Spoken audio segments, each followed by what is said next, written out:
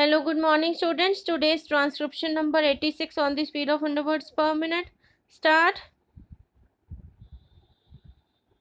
Sir, it is my proud privilege to initiate this important debate on the sixth plan in this august House.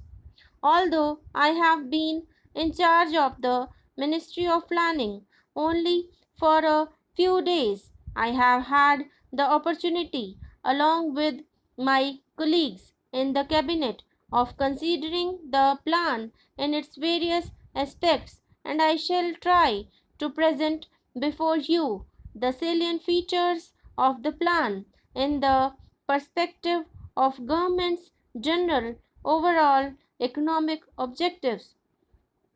Let me say at the outset that the sixth plan, covering the years 1980-81 to 1984-85, has been formulated in the light of the development experience of the past 3 decades and the perspective we need to keep for the next 10 to 5 years. The country's performance in the past has yielded very valuable lessons, and we must adapt our strategy of development in the light of this experience. The initial conditions from which the plan had to commence were far from favorable. 1979-80 was a drought year during which agricultural production slumped. There was a sharp rise in prices which continued during 1980-81, and many weaknesses appeared in the basic infrastructure of coal, transport and power, which in turn had adverse consequences for industrial growth.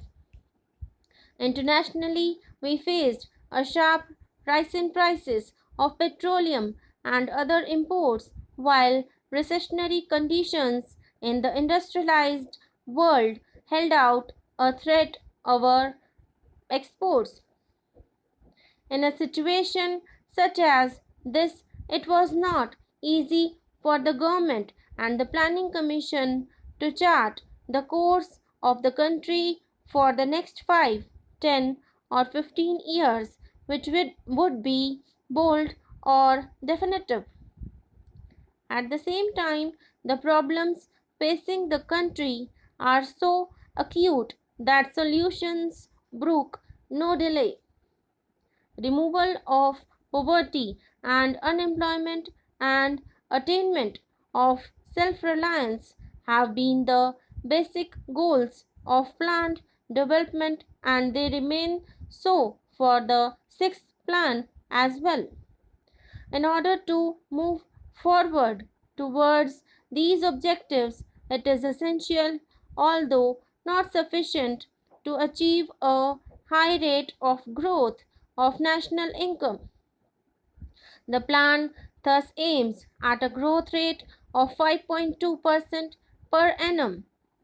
This is not an ambitious target, especially since 1979-80 was year of low output, but it still requires assiduous efforts to utilize.